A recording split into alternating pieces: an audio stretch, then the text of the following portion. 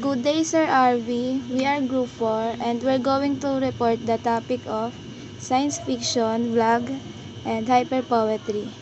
Science fiction. Definition of science fiction.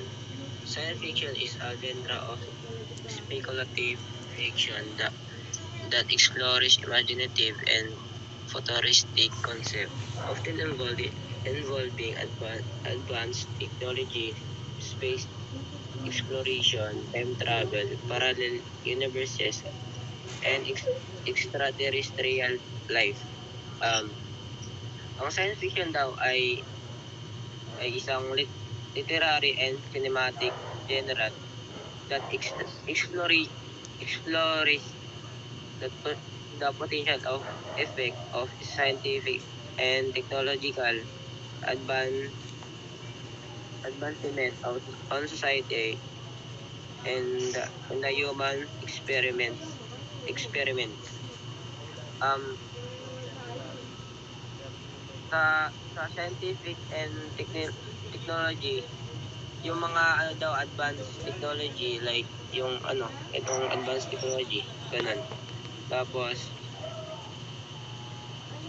it often sit in the future and uses scientific theories and discoveries to create believable alternative worlds like yung mga ano time travel, parallel universes, ganun daw.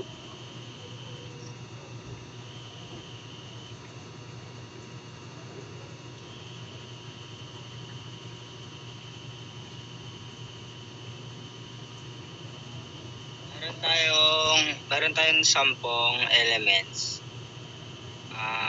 Advanced technology, space exploration, time travel, parallel universes, extraterrestrial life, speculative scenarios, societal impact, scientific principles, world building, at moral and ethical questions. And we have two examples of science fiction. Number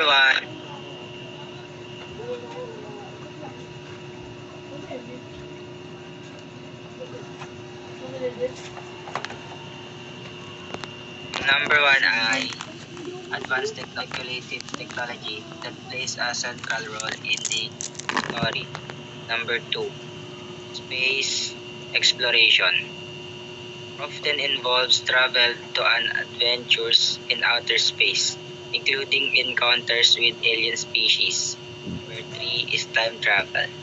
Explores the concept of moving backward or forward in time, examining its effects and paradoxes. Number 4, parallel universes involves alternate realities or dimensions, exploring different versions of reality. Number 5, extraterrestrial life features life form from other planets, often exploring the implications of contact with humans. Number 6, speculative scenarios imagines potential future developments or alternate histories based on scientific principles. Number 7, societal impact reflects on how scientific and technological advancements affect society and individuals. Number 8, scientific principles grounded in scientific theories or possibilities, maintaining plausibility within the scope of the story. Number 9, world building creates detailed and imaginative settings, often with unique rules and cultures. The last one is moral and ethical questions. Explores the ethical implications of scientific discoveries and human actions. Mga examples, Ryle.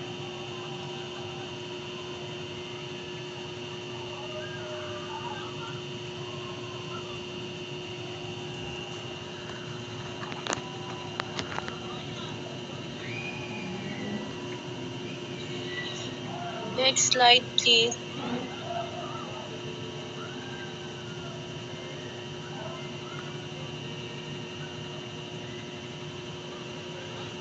And we have two examples of science fiction. Example 1. Frank Herbert, that is a 1965 epic science fiction novel by American author Frank Herbert, originally published as two separate serial in an analog magazine. Number 2 example. Brave New World is still very readable, very relevant, and a classic example of this dystopian and anti-utopian novel.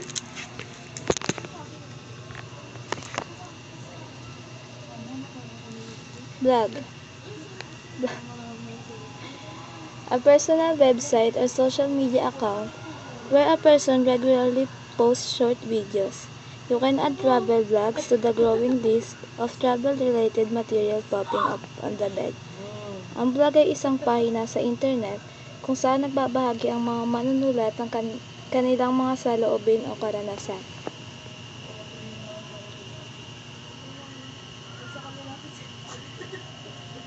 Elements. Blogs are video. Blogs are videos that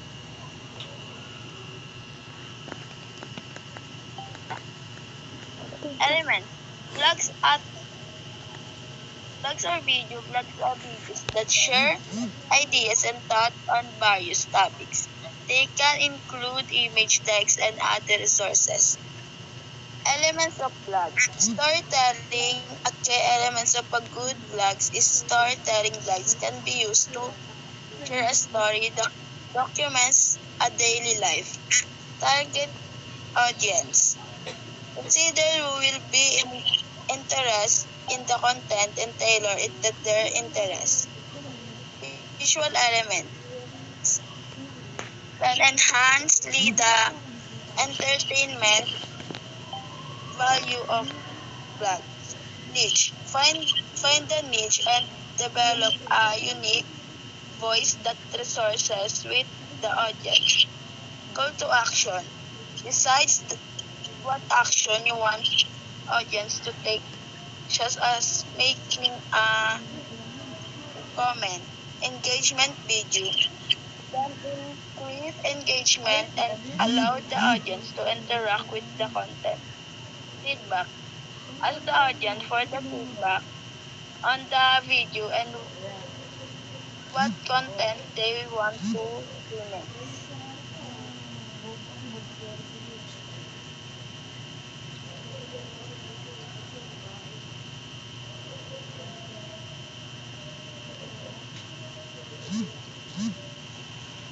Next slide, please.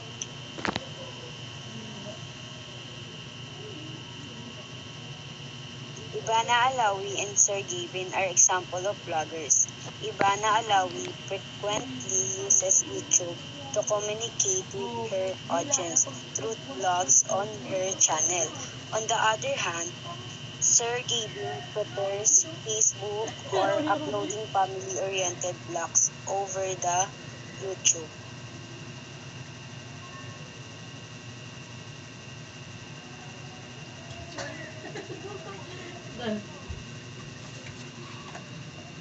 Definition of hyperpoetry. Hyperpoetry is a form of digital poetry that utilizes hypertext technology, allowing readers to engage with the poem in a nonlinear way. It often includes multimedia elements such as image, audio, and video, and interactive components.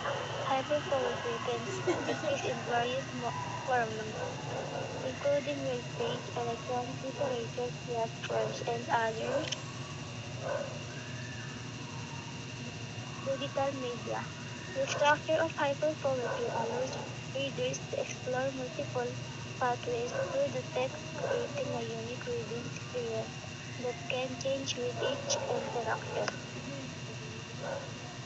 Ang hyperpoetry ay tinatawag ding cyberpoetry. Tumutukoy ito sa uri ng tula na laging nililikha at ipinagpakita gamit ang computer.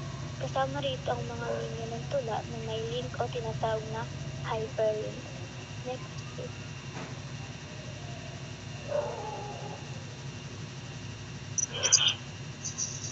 This is the elements of hyperpoetry. Kairos with the digital revolution, there is a growing number of writing using the electronic media to create and publish their works. Kendall, many writers, is using electronic format expanded to include the format of the hypertext, which is the interactive in the nature. Writing is able to break away from the direction of paper, Kendall, and using content and features to create non-linear poems that are associated with the medium. The hypertext also allows writer to experiment the elements like hyperlinks, image, sound, and video. Number 2, audience. Audience is the play and interact rules into the negative and the reading to hypertext poem. And number 4, content. Content. Hypertext poem can include the traditional component of the poem, which are the words, line, and sentences. Most are from the free words. However, the genre also include another multimedia component, another includes sound, volume, image, and their dimension letters, which make it hard identify most of the formal poetic conversation, hypertext poem, and fiction. Number 4, formal features. Hypertext poem include hypertextual features, which are mostly composed of hyperlinks that lead to non-linear reading of text. Hypertext poetry also include hypermedia poetry. It moves behind links that lead to another website and adds features such as image, sound, video, and animation. Number 5, accentual genre.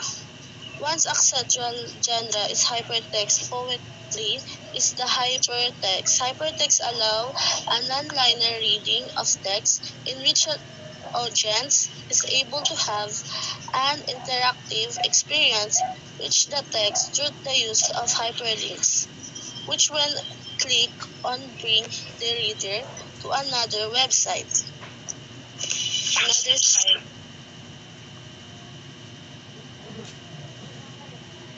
Example, journey.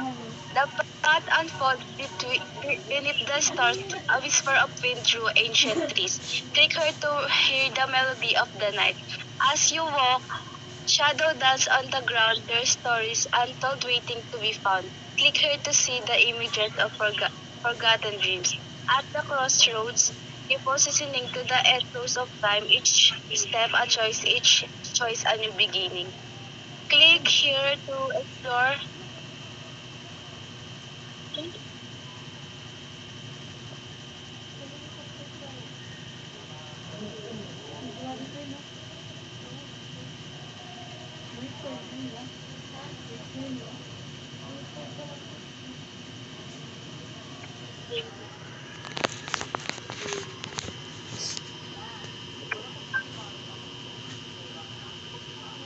Okay na? Another platform.